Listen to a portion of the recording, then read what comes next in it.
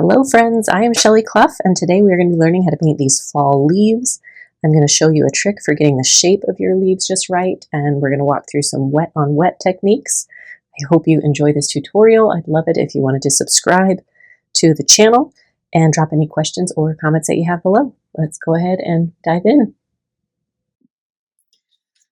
All right, I'm going to walk you through the supplies that we're going to be using today. I have here my Legion Stonehenge cold pressed pad, or it's a block, and I like using a block for certain types of painting because it can handle a really wet painting process quite well. And I love that my Legion paper tends to keep my colors nice and crisp, which I especially want for these fall florals. I also have my professional palette, which everything is listed below. And then what else I have is a printout of some fall leaves that I am going to use with this carbon transfer paper to help me get the shapes right on these leaves. I feel like the trickiest part of fall leaves is getting the shapes just right. And so this is a shortcut that you can use that, maybe you feel like it's cheating, but I think today I want to play with wet on wet and I don't want to worry about getting my shapes just right. So I'm going to use tracing paper. And I'll link this below too if you want to give it a try yourself. But the first thing I do is I lay the tracing paper down so that the blacker side is facing down. And then I lay what I'm going to be tracing on top of it. And then I just grab a pencil and I just want to really lightly outline the shapes of these leaves. So I don't want to press super hard because I don't want really strong marks on my paper. I'm actually just going to pause for a second and see how that's looking. See, I can even go lighter. A little bit lighter. I just want these shapes here to guide me so that while I'm doing the painting, I'm not having to worry about getting these leaf shapes just right. Because I feel like with fall leaves, so much of making them look like fall leaves is just getting the shapes perfectly right, especially these really pointy, like this maple leaf here. And I tried to find an easy way to get the shape down, and I just felt like it wasn't working. And so I'm doing this tracing method because I want to play with some fall leaves and have it not be so stressful. And so hopefully this will be fun for you too. And if you've never tried this before, I used to wonder how people would trace things with watercolor paper because it's so thick you can't like see through it. And then I discovered tracing paper and it all made sense.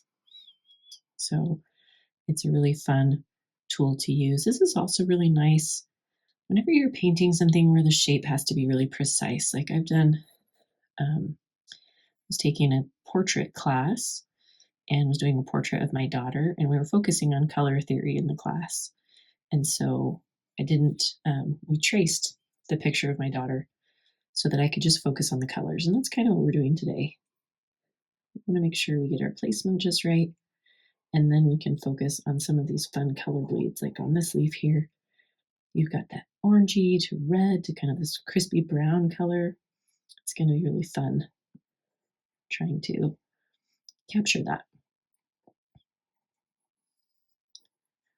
Almost done here. And are we ready for the big reveal? Let's see how it looks. Okay, look how fun. Okay, so now I'm going to set aside my carbon paper, and then I'm going to keep this picture handy so I can reference it for the colors I'm working with. But here are the shapes, and I'm going to go ahead and start diving in to color them. So I'm just going to go like top to bottom. So this first leaf, it's got a lot of like a bright yellow color, and then the tips get kind of orange. So to start out, I'm going to come over here to like a cadmium yellow, because it is more of an orangey yellow, this painting, and I want the color to be quite rich. I'm not going to go in really light to start out with. I'm just going to go right into this kind of heavy color. So I'm going to go, so that's actually called New Gamboge, and then this one here is cadmium. So I'm going to start with that, kind of see how we're looking. And I like a lot of my tutorials, I use Canson watercolor paper because it's just a great value kind of beginner paper. but it's not super absorbent because it's a value paper. It's not real high end. And so I knew that I would be painting wet on wet with this painting process today. And I wanted paper that was really absorbent. So I went with a little bit higher quality brand. So Legion is a brand I really like for that. And I like that it's on a watercolor pad, which is fun. I'm just going to add a little water here and there to make sure that these colors are sort of loose and flowing around in there. So some spots are a little deeper and some spots are lighter, get kind of that fun dimension of watercolor. Anyway, because I knew that these leaves would be really wet on wet, I wanted paper that was going to hold on to moisture a little bit better, which is why I'm using this today. I know that Arches is kind of a favorite paper of a lot of artists, and I don't always love it. It works well for me for landscapes, I guess, but for florals and things like that, I have a harder time with it. It seems to kind of strip some color from my paintings, and so this Legion paper I like because it doesn't do that. Okay, so I'm just going in, dropping in kind of some of these orangey tones at the tips of these leaves. Oh, and I'm using a size 8 Aqua Elite brush by Princeton today. I wanted one with a really nice fine tip on it so that I could get into the little crevices of these leaves. So some of this color kind of dips in to the middle of these points coming out, and then some at the base as well. Yeah, this is fun. This is where watercolor gets to be kind of playful, is when you're painting really loose and kind of that wet on wet technique. And I'm going to do just a little bit of red kind of at the very tip here. So I live in Utah, and right now when I'm filming this, it is the start of fall, and the leaves are just starting to change colors where I live. There's some areas that are like the canyons where the mountains are that have already done a lot of color changing, but where I'm at, they're just starting. And it's fun for me because I grew up in California, which is a super warm climate. It was San Diego, and so it was really warm there, and we barely had any leaves that would change colors, and there was pretty much just green all year long. So it's been kind of fun for me living in a place that actually has seasons. That's fun.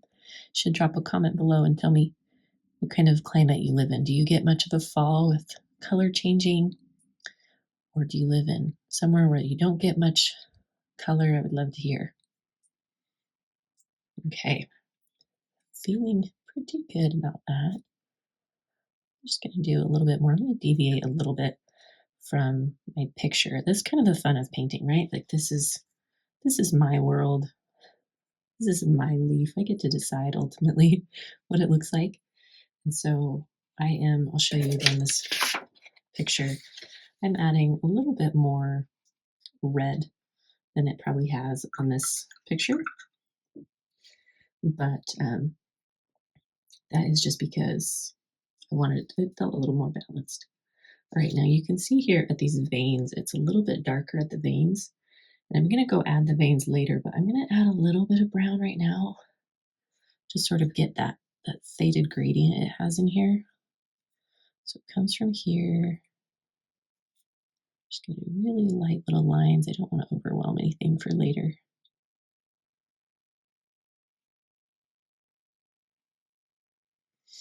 Okay. So that is leaf number 1, and then I'll come back and do more layering on it in a minute. I'm actually going to add that stem really quick. I'm just mixing up. This is burnt umber, and then I'm taking in some Payne's Gray to make a really dark brown, because this leaf is, like almost dead. So the stem is nice and dark on it. Okay, feeling pretty good about that. And now I'm going to move on to this next one. So for the next one, I don't know what kind of tree this comes from. If you know, drop a comment down below. But I'm just going to start filling in. I'm going to start with, again, cadmium yellow, but this one is a little bit more mustard. I'm going to get this golden ochre color and go in with that for my primary layer.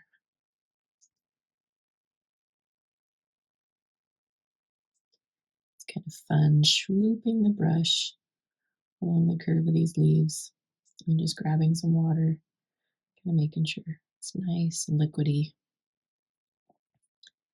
Trying to go over those carbon lines so that they're not too distracting. And I'm going to fill in a couple leaves and then I'll start dropping in some of that secondary brown tone.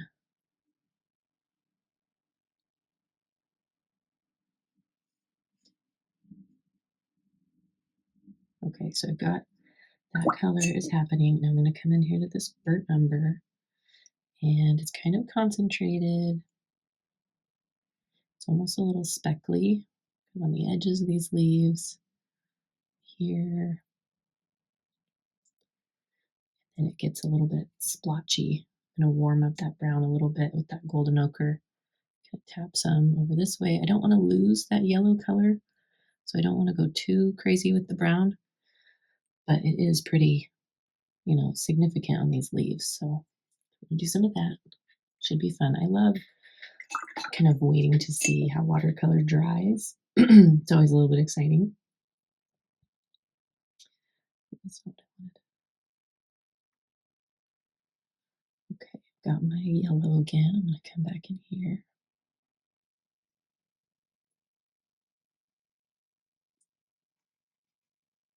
When I teach in-person classes, the classes are a combination of, me giving instruction, and then the students will work on, that particular section of the painting for a little while.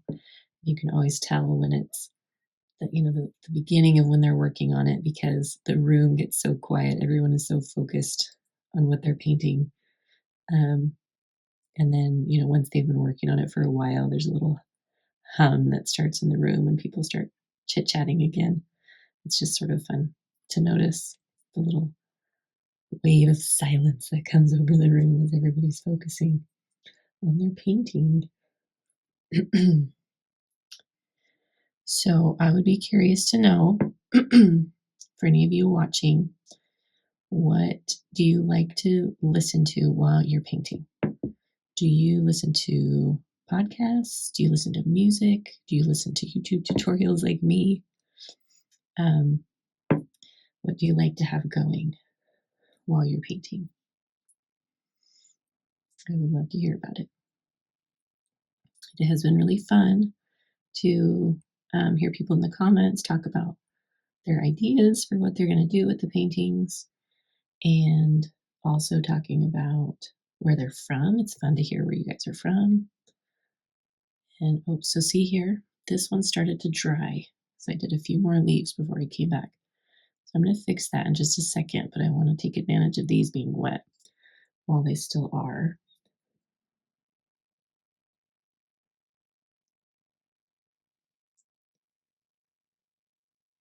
I'm just going to comb these ones. This one kind of has like that scratchy edge on it. I'm just going to try and grab a little bit of that texture. So I drop that brown in here. Just wiggling my brush a little bit to grab onto some of that texture. And this one's a little more subtle brown. So these ones have kind of started to dry. So when I'm running into that, so I have a couple spots like here and here where you can tell that it's more of a crisp line. It's not like a soft gradient that's happening. So I just take a clean, damp brush and I'm just going to re-wet this whole area. Sometimes I'll kind of scrub at the spot where that line is forming. This is called softening an edge. Or, if it's not just the edge I'm softening, if I'm going through the whole leaf, it's just, re-wetting the whole area. I'm just going to do that anywhere where I had some harsh lines forming. And then I can go back in. I'm just going to soften that a little bit more. And then I can come in here and replace some of that brown.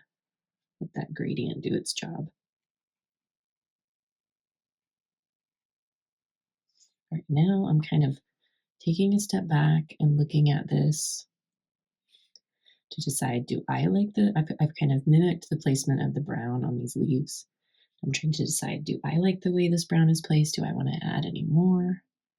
I'm going to try to get some of these little stems in here. Now the trick with stems, it really helps if they're super thin.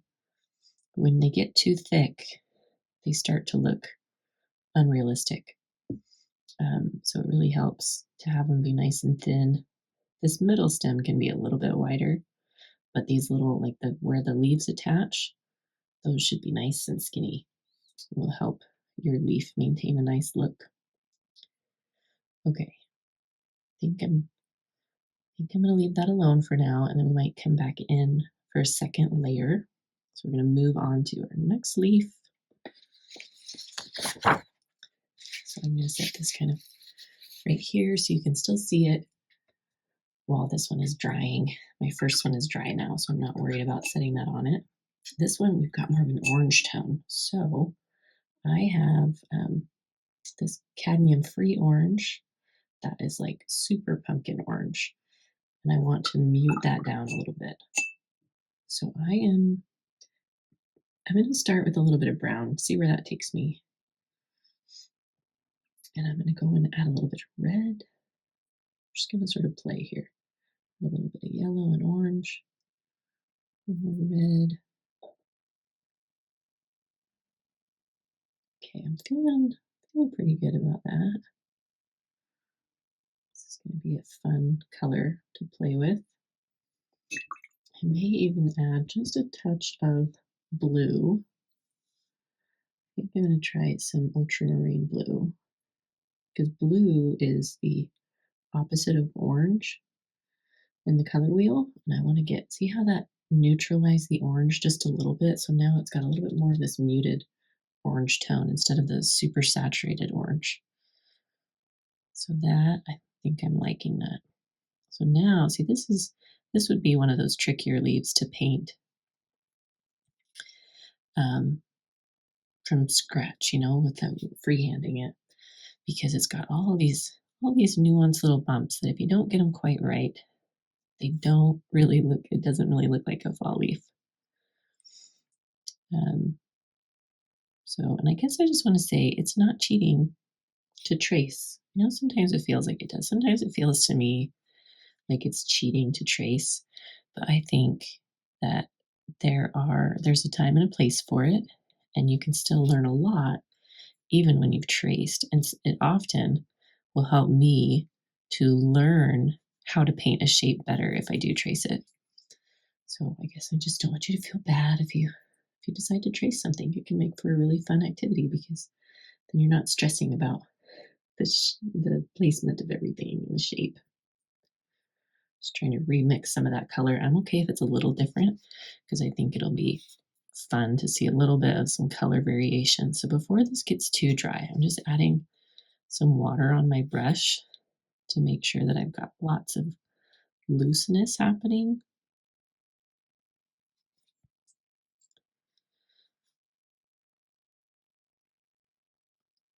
Just following all these little nooks and crannies. I'll kind of go around the perimeter and then fill in.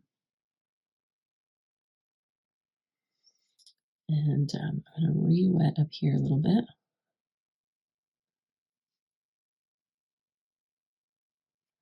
And then while that's still a little bit wet before it gets too dry on top, I'm going to mix more of a reddish brown and drop some of that on the top of this leaf. Look how fun that is.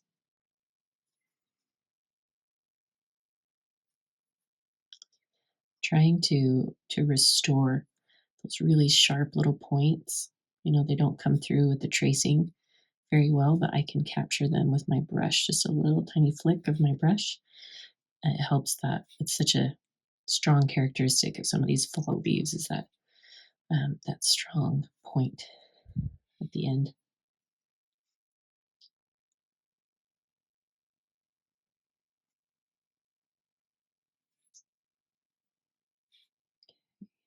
I'm going to keep filling this in.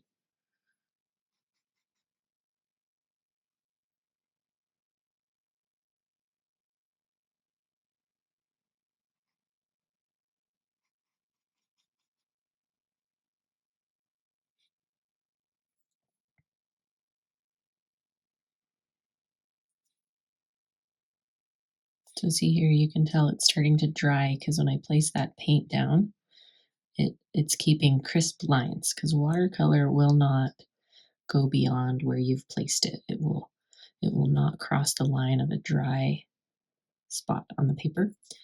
And so you can tell when your paper starts to dry because your paint won't move any longer. So you just kind of run your brush over it to re-wet it, and then you have a little more time to work. If you do that too many times, you can overwork your paper, and the paper will start to get kind of fuzzy, or the colors just, they're not going to blend the same. It will start to look a little bit messy. But you can definitely do it a few times, and it's not going to hurt you.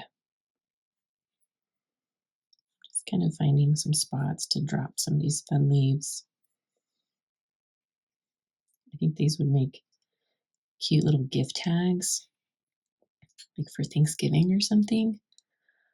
If you had to give any gifts at Thanksgiving, you could cut out these little fall leaves and do it, or like attach it to the bag. Wouldn't that be cute? It's one of the things I love about watercolor too, is that you're painting on paper, and so everything you paint you can sort of repurpose if you want to. Cut it up and change the shape.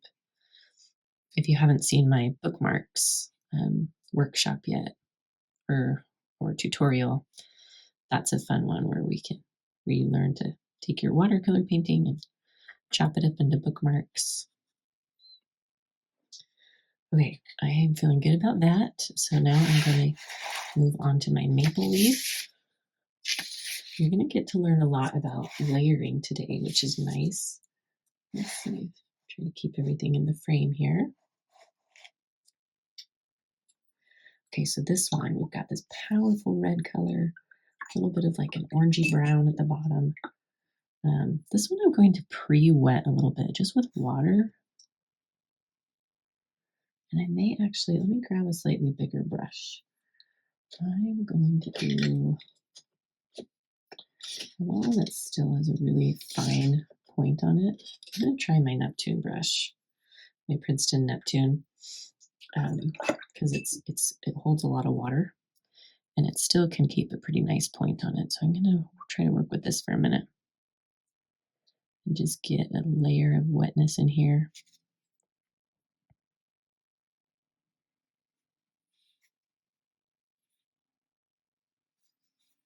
All right, I'm going to start going in with some color. It's not real fun for me to wet a whole area with just water because there's really nothing to look at. It's not very exciting. So I have this red called Pyrrole Red. I'm not sure if I'm pronouncing that right, but it's by Daniel Smith, and it's like this super, look how vibrant and strong that is, super strong red. I'm going to go in with that really heavy in this whole middle section. So it's not really fun putting the water down, but it is fun watching those colors come alive after you've put the water down.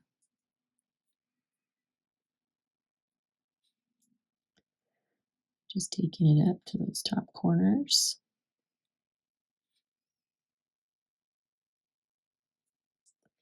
And filling it in like a little coloring book. So I'm okay laying this red down because I'm going to add brown to it here and there. So the brown on here is kind of speckled a little bit. So I'm okay sort of dropping red all over. And then I can add brown after that. And then again, I'm just exaggerating some of these little points on the leaves to get that kind of classic maple leaf shape going. I add a little bit of this cadmium deep red by Winsor Newton.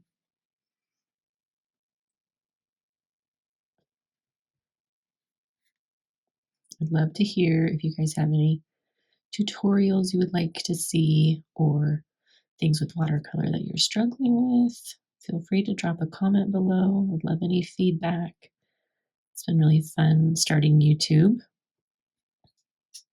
I was doing virtual workshops for a while, like that were online, like a live Zoom sort of workshop. And but I just sort of wanted to let more people have access. So I'm excited to do YouTube, and I hope it's fun for you guys too. Okay, so I just dipped in my water, adding some water here. Now I'm going to grab some orange. I think I'm going to get this new Gamboge orange. And a little bit of that ultramarine blue to kind of mute it down.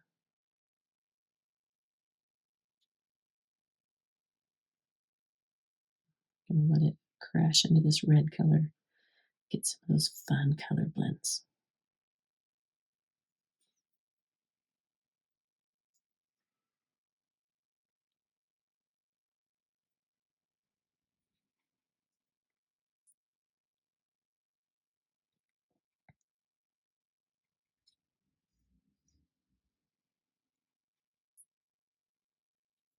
Okay, so now I've got that base of red laid in. Now I want to go through, I'm going to sort of re-wet some of this red because I can tell it's already starting to dry. I want it nice and wet for when I drop those brown colors in.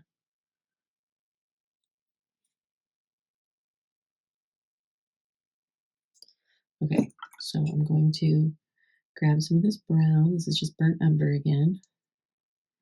And probably a little bit of Payne's Gray to make sure that it's muted enough. That nice rich brown. And so it's kind of concentrated on this guy and up on this leaf.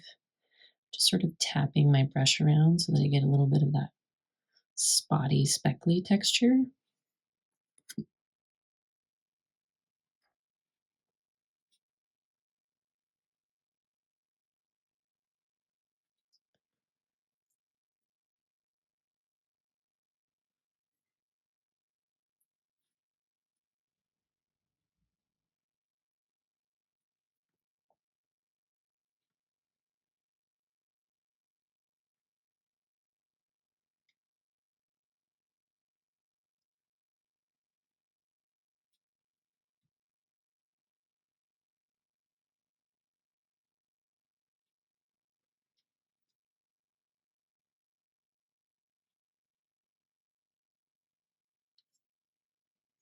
Okay, this is a fun one. All right, I think I'm going to let that dry. I'm going to go in and add this stem. I'm going to make it sort of a reddish brown color. I like to let it touch at the very base there. See how it sort of made a little bleed up into the leaf? Also just realizing I never added a stem on this guy.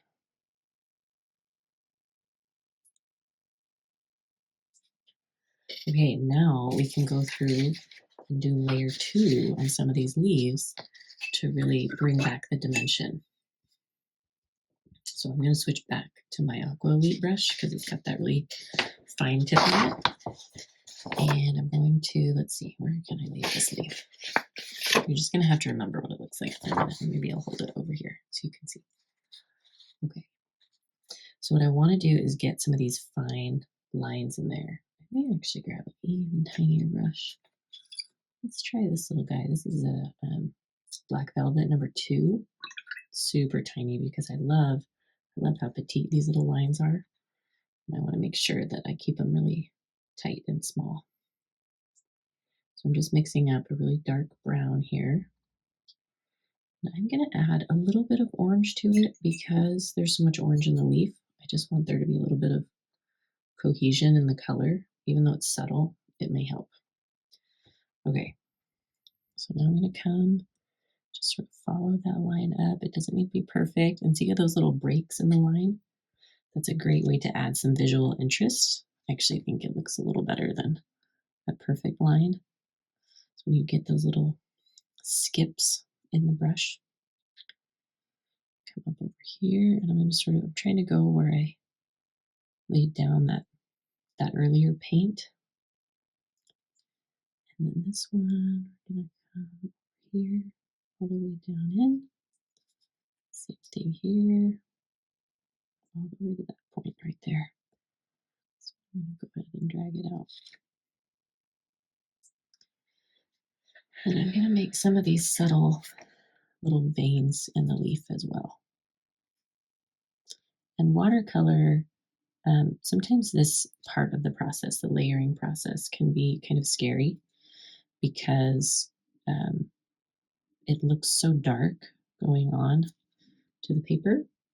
But watercolor lightens as it dries, and so it will actually get less scary looking as this dries for a bit. So I try to remember that when I put my first color down and I think, ooh, that was kind of scary. It's going to simmer down. It's going to be okay. Just doing some light little lines.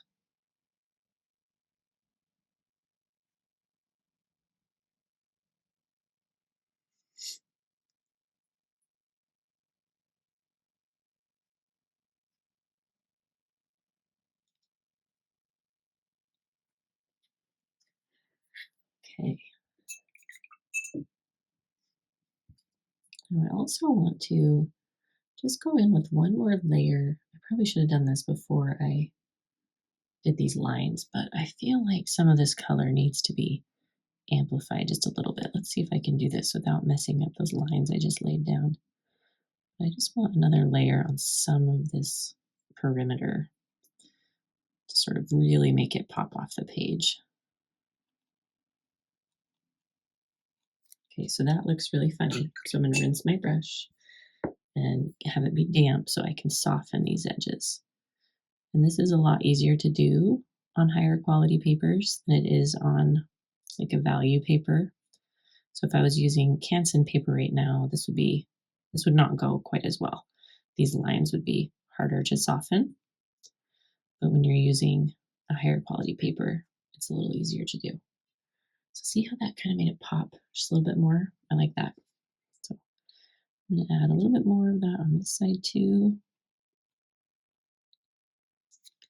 I've picked some of the deeper side of this color, like a reddish, more of a reddish orange, to build up those edges a bit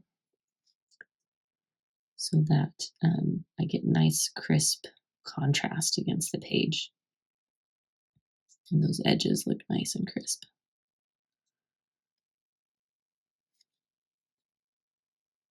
So anywhere where it looks a little bit hazy at the edge, I'm trying to add a little extra paint.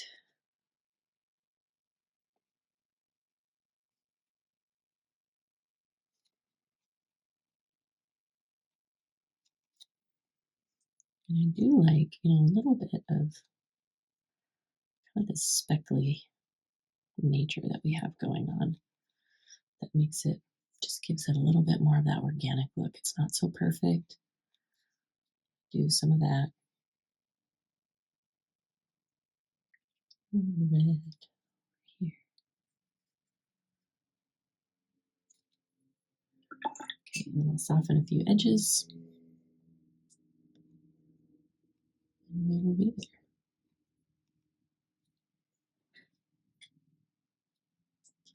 All right, I think that's looking really fun. So now I'm going to come back and add layer 2. Oh no, oh no, oh no, look what I did. I pressed my hand on top of this maple leaf and robbed a bunch of color from it. I should have known that would happen. Okay, we're just going to have to remember what the leaves look like so I don't mess up any more leaves. But I'm going to go through and add some layering on this one. I'm going to punch up the yellow in some of the centers of these leaves just to make sure that it's got some of that vibrancy. So just kind of in the middle and on the edges a little bit. And I can be pretty loose with it this time around. And then I'm going to go in with some of this brown color and make sure that that is nice and pronounced. I'm going to go focus on these edges, kind of like I did on the first one. Make those edges look really crisp.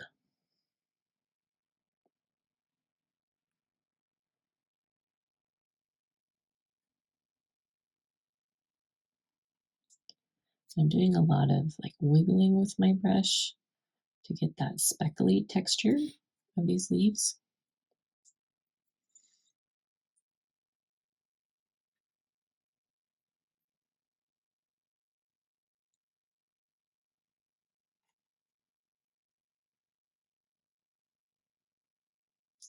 This brown I'm using is just a combination of golden ochre um, and burnt umber. Burnt umber is just a really solid brown. If you don't have a good brown and you're looking for one, burnt umber is a great one to have on hand.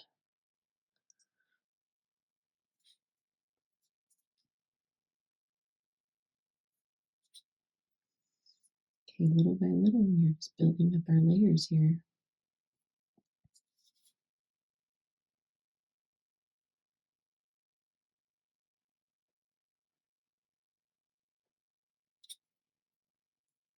I'm trying to add some spots. I'll go more of the burnt umber, and some I'll do more of the golden ochre so that I have some, it's kind of that natural variation in the leaves. Just going to go over that with my clean, damp brush, soften any spots that look a little crazy.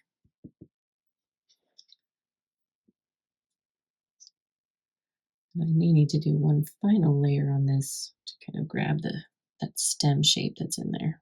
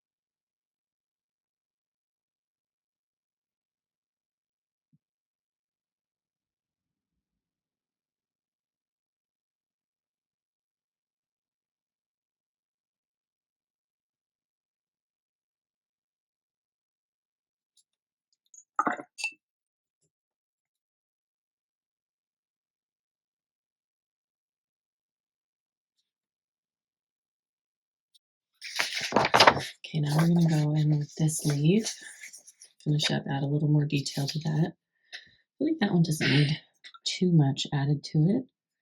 Just going to go in with a little bit of this deeper red tone, kind of orangey red, a little bit of brown around that perimeter.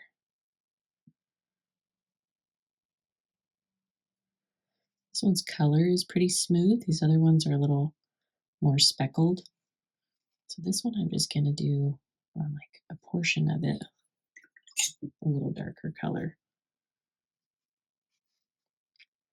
just so it doesn't look so flat. If you ever feel like you're struggling to make your objects look kind of 3D, it's usually because the color is really uniform.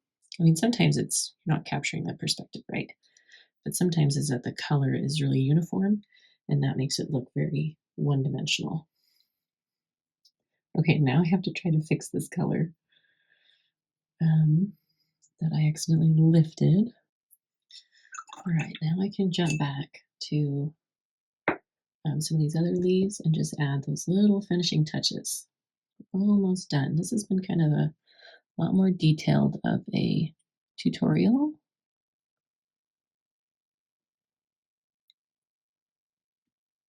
If you've hung with me so far, good job. I am proud of you. I'm just adding little stems onto these leaves.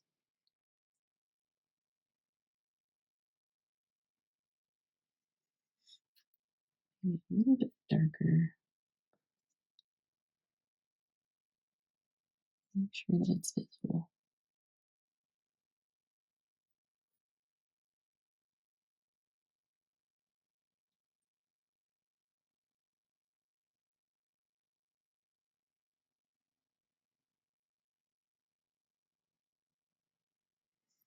Just going to add a little bit of that color into the main stem. Okay, and I'm going to come do the same thing on this one. Get some of that stem color going. I'm just doing burnt umber and grabbing a little of this blue that's on there. What it does is it kind of deepens that brown a little bit. So it has something to contrast against. I have to try and not put my hand in this red leaf. The skin, this little line, almost all the way up to the top.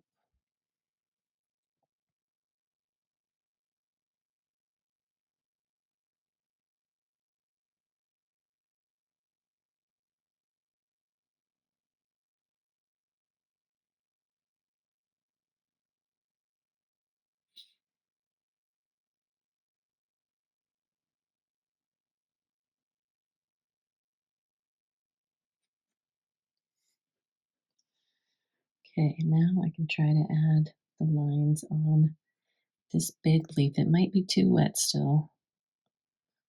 Let's see, yeah, see, it's kind of spreading out, but I think I'm going to do that. Get started anyway,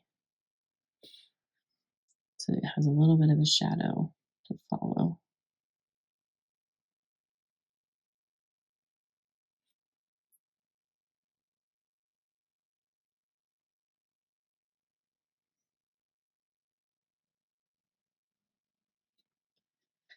Okay, and then I'm going to dry that.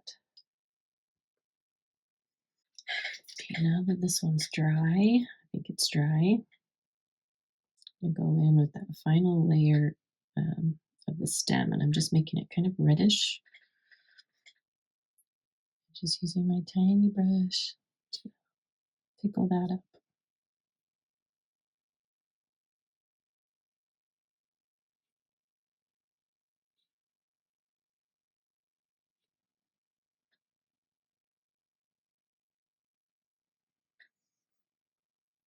Just a few little veins in here that grab some of that texture.